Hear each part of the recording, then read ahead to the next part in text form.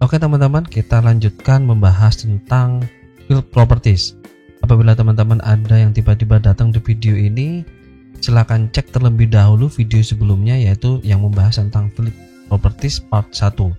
Di sini saya khusus untuk membahas field properties part 2, yaitu input mask, validation rule, dan validation text. Karena mengapa 3 fitur ini kita bisa manfaatkan dengan maksimal sesuai dengan kebutuhan yang sering digunakan di perkantoran. Oke.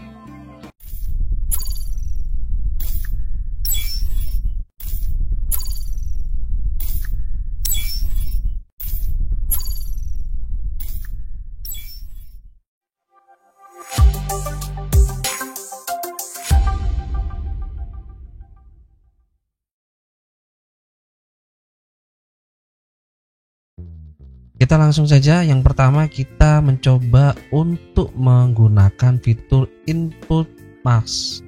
Kita ke design table, kemudian kita ke input mask. Fungsinya apa input mask di sini? Jadi begini teman-teman. Contoh di NIP sini yang saya sudah buat datanya, di sini kan isinya cuma sekedar angka. Nah, kemudian kita menginginkan bahwa jangan seperti ini datanya. Saya menginginkannya adalah di format.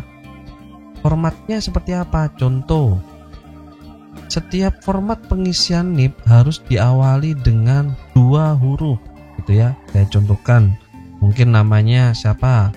Andi Agus, gitu ya. Oke, berarti diawali dengan AS, seperti itu ya. Kemudian selanjutnya baru diberikan angka. Angkanya bebas, harus 4 digit dengan tanda separator min, kemudian 4 digit terserah, bisa disesuaikan dengan data yang akan dientrikan. Kemudian kita membuat aturannya seperti ini kira-kira ya, 4 digit angka, kemudian ditambahkan lagi 1 digit angka di bagian belakang. Kita menginginkannya datanya seperti ini. Ini contoh ya. Ini contoh data yang akan kita ingin buat. Nah, bagaimana kita membuat ketentuan seperti ini agar saat di entry di datanya itu formatnya sesuai dengan yang kita inginkan tadi. Nah, itu caranya harus kita pasang di input mask. Kita lihat lagi formatnya seperti ini ya. Kita praktekkan cara membuat input masknya. Yang pertama, 2 digit yang harus berisi tentang abjad. Oke, di sini kita tekan.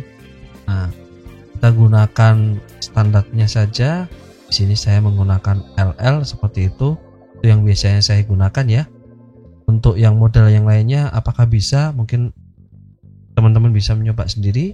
Di sini saya menggunakan formatnya adalah LL untuk defaultnya, default settingnya, di mana LL ini menunjukkan bahwa 2 digit ini harus menggunakan abjad ya, atau huruf, bukan angka.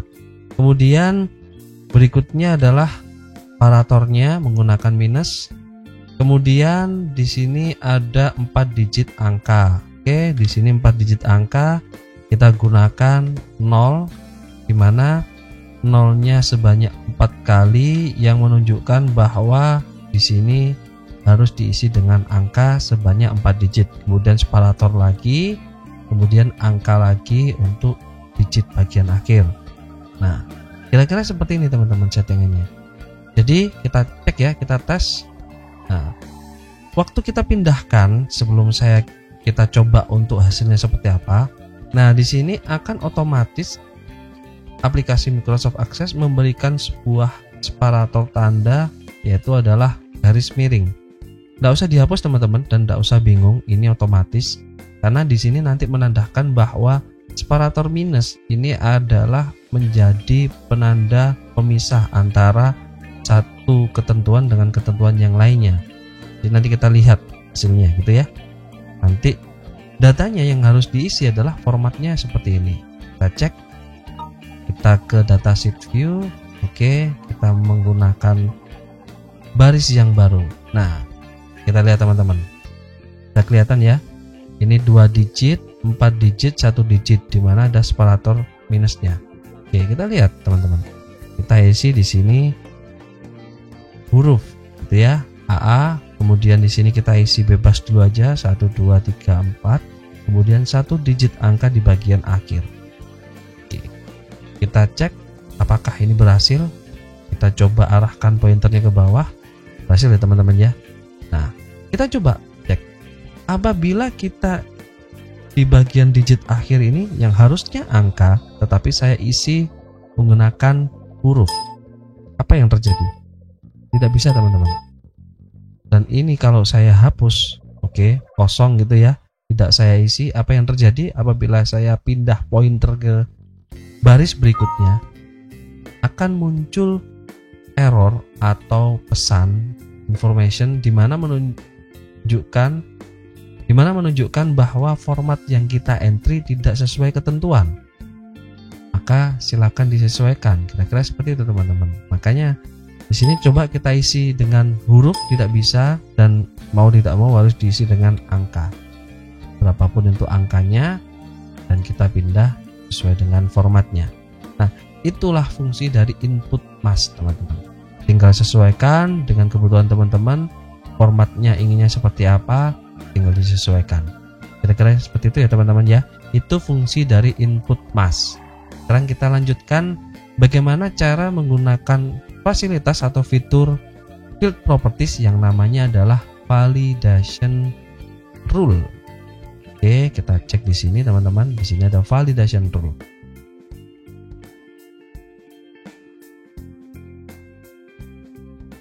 Oke teman-teman, kita sekarang bahas tentang validation rule. Sebetulnya ada banyak contoh yang kita bisa gunakan di validation rule, cuman kita coba contohkan satu persatu ya. Contoh yang pertama, di sini saya pindah dulu, saya agar bisa memberikan contoh yang sesuai dengan fungsinya. Di sini saya memberikan contoh untuk di gaji pokok, gitu ya.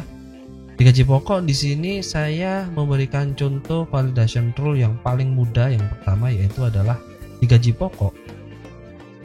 Anda harus memasukkan data, terserah datanya berapapun itu gaji pokoknya, asal tidak boleh lebih dari 5 juta. Gitu ya. Di sini kita bisa lihat datanya, kemudian data yang di entry, dan data yang di entry tidak boleh lebih dari 5 juta angkanya. Oke, kita praktekkan di sini. Di sini kita kasih settingan di mana tidak boleh lebih dari 5 juta. Berarti kita tinggal memasukkan fungsi matematikanya. Contohnya tidak boleh atau lebih kecil ya, lebih kecil sama dengan 5 juta. 5 juta 5 1 2 3 1 2 3. Oke. Ini adalah contoh yang pertama untuk validation rule. Kita cek apakah berjalan. Kita ke datasheet view, kemudian kita masukkan do you want to yes untuk menyesuaikan data yang lainnya gitu ya. Oke, di sini kita masukkan datanya. Kita coba ya, 5 juta. 5 juta, nolnya sudah 3, tambah 3. Apakah bisa? Bisa ya. Oke, ini berapa teman-teman digitnya? 5 juta ya. Oke, bagian terakhir saya berikan 1. Apakah bisa? Oh, ini masih 500.000 ya teman-teman ya. Maaf, kurang nolnya ini. Kita coba di sini saya tambahin 0 lagi, kita turunkan ke bawah. Nah, yang keluar adalah one or more values, di mana validation rule-nya adalah lebih kecil sama dengan 5 juta. 5 juta 1 tidak bisa terpenuhi. Kira-kira seperti itu. Itu contoh yang paling mudah teman-teman, contoh yang pertama. Oke, sekarang kita contohkan yang kedua teman-teman. Kita kembali lagi ke kita harus rubah dulu datanya. Jangan lupa dikembalikan atau mungkin dihapus atau mungkin dibuat 0 saja. Oke, itu lebih baik. Oke, kita sekarang kembali ke validation rule untuk gaji pokok. Itu tadi contoh yang pertama. Contoh yang kedua teman-teman, kita bisa membuat seperti halnya range atau jarak gitu ya. Maksudnya seperti apa? Contoh, di sini kan ada gaji. Nah, ada golongan 2A dan golongan 3 gitu ya. 2A dan 3. Di sini 3-nya 3B yang paling tinggi ya. Nah, kisaran antara 2A dan 3B itu gajinya adalah di atas 2 juta dan di bawah 3.500.000. Kita bisa membuat range-nya. Jadi kalau seumpama kita memasukkan gaji 1.900.000 gitu ya, tidak bisa. Mungkin di bawahnya 2 juta tidak bisa. Jadi makanya harus memasukkan range sesuai yang sudah diatur di validation rule, yaitu adalah di atas 2 juta dan di bawah 3.500.000. Oke, kita langsung praktekkan contohnya, teman-teman. Kita rubah di sini. Kita menggunakan fungsi yang teman-teman pastinya tahu dulu waktu menggunakan aplikasi Office yang lainnya, yaitu MS Excel ya. Di sini kita bisa menggunakan fungsi yang namanya Between. Oke, kita menggunakan fungsi Between. Di sini kita berikan angkanya harus di atas 2 juta. Kemudian batas atasnya yaitu adalah 3.500.000. Oke, kira-kira seperti ini teman-teman. Berarti kita hanya bisa mengentrikan range nilai di atas 2 juta dan di bawah 3.500.000. Kita coba tes ya teman-teman ya. Do you want to save? Yes. Oke. Message seperti ini tidak usah bingung teman-teman. Artinya apa? Message ini akan keluar terus karena kenapa? Data yang kita rubah, fungsi yang kita rubah di sini, ini akan melakukan perubahan terhadap data yang sudah terentry. Jadi gini, apabila kita yes, oke, di sini akan menyesuaikan. Nah, data yang sudah ada ini akan diberlakukan aturan yang baru sesuai di settingan yang ada di validation tool. Kira-kira seperti itu message-nya.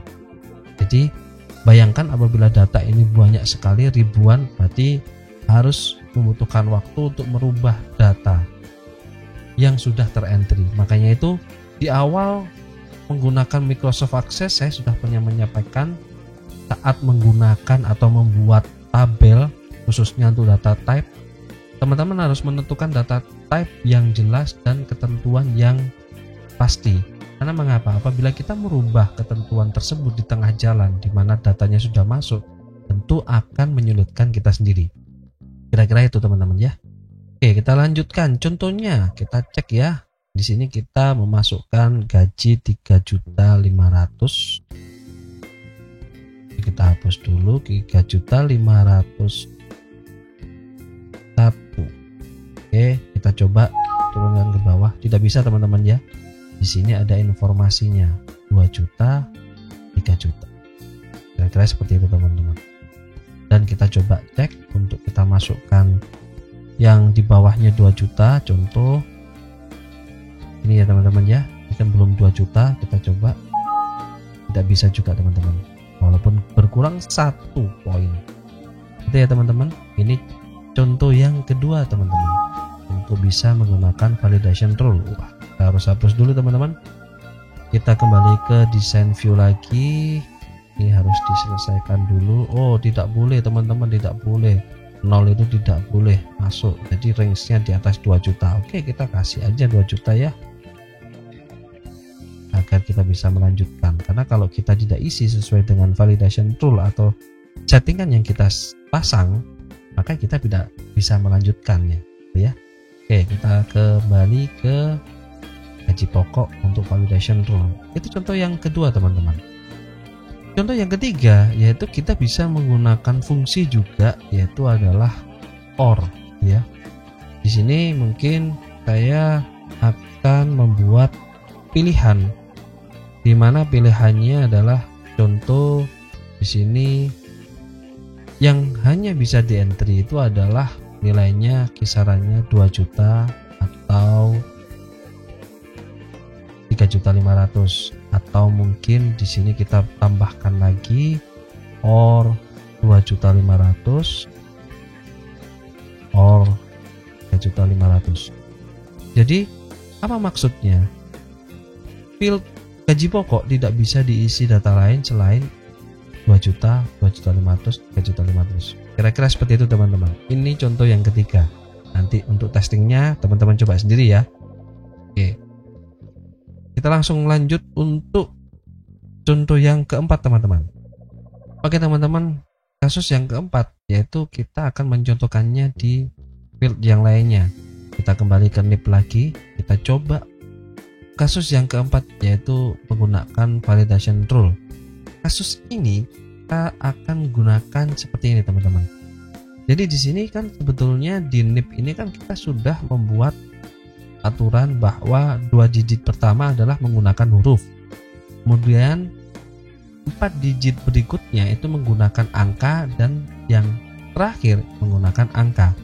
Nah, di sini kita bisa membuat ketentuan teman-teman, di mana 2 digit pertama itu kita memberikan ketentuan bahwa harus diawali dengan huruf A, atau mungkin sekaligus saja ya teman-teman ya, 2 digitnya ini harus diawali dengan 2 huruf, antara pilihannya adalah AA, AS, atau mungkin AB, seperti itu teman-teman. Nah, kita bisa memasangnya di validation rule teman-teman. Contoh, artinya bagaimana? Agar kita bisa membaca 2 digit pertama, berarti kita harus menggunakan rumus teman-teman ya. Kan kita tidak bisa mengambil satu kesatuan dari nilai yang sudah ada. Jadi untuk mengambil 2 digit pertama kita harus menggunakan rumus, dan tentunya teman-teman sudah pernah tahu rumus ini ya. Left, dimana leftnya ini adalah saya mengambil dari kolom ini sendiri, dimana kolomnya adalah namanya NIP. Kemudian saya ambil 2 digit, kira-kira seperti itu ya teman-teman ya. Dimana dari left NIP 2 digit, saya ambil dari kiri 2 digit, itu harus berisikan. Nah, harus kalian kasih tanda petik teman-teman ya. Sini nanti akan saya perbesar. Nah, kira-kira seperti ini ya teman-teman ya. Nah, ada petik 2-nya, bukan petik 1-2 kali, tetapi petik 2. Kemudian di sini kita kasih ketentuannya AA ya. Ini ketentuan yang pertama. Selain AA juga bisa memanfaatkan AS. Kita tinggal tambahkan saja OR, seperti kayak kasus yang ketiga tadi ya teman-teman ya. Kemudian kita mundur, kita copy paste yang di sini. Kita tinggal seperti ini aja teman-teman. Ditambah S. Oke. Kemudian apa lagi teman-teman? AB ya. Oke. Kita tambahkan lagi OR seperti ini. Di sini kita tinggal rubah A, B. Nah, kira-kira seperti ini teman-teman. Dimana input mask yang sudah ditentukan, kemudian kita juga menggunakan validation rule-nya, dimana 2 digit awal tidak boleh lain selain AA, AS, dan AB. Mungkin punya ketentuan untuk jenis jabatan dan lain sebagainya agar bisa terlihat di kode nomor induk pegawainya. Kira-kira seperti itu. Oke, kita cek teman-teman. Kita ke desain datasheet view. Oke, keluar message ini ya. Sekali lagi tidak usah bingung, ini adalah penyesuaian dengan data yang sudah masuk. Yes. Oke. Yes saja teman-teman. Nah, mengapa? Data yang lama ini banyak penyesuaian dan ini harus dibetulkan nanti. Tetapi di sini kita mencoba untuk data yang baru saja ya teman-teman ya. Oke, kita coba teman-teman ya. Ini AA, kemudian 1 2 3 4, kemudian 1 kita cek. Oke, bisa ya teman-teman ya. Sekarang kita coba rubah di sininya bukan AA tapi AB. Ya, kita coba lagi. Bisa ya teman-teman ya. Sedangkan kita coba lagi, pilihannya tadi ada 3 ya teman-teman ya. AB, AA, sama AS.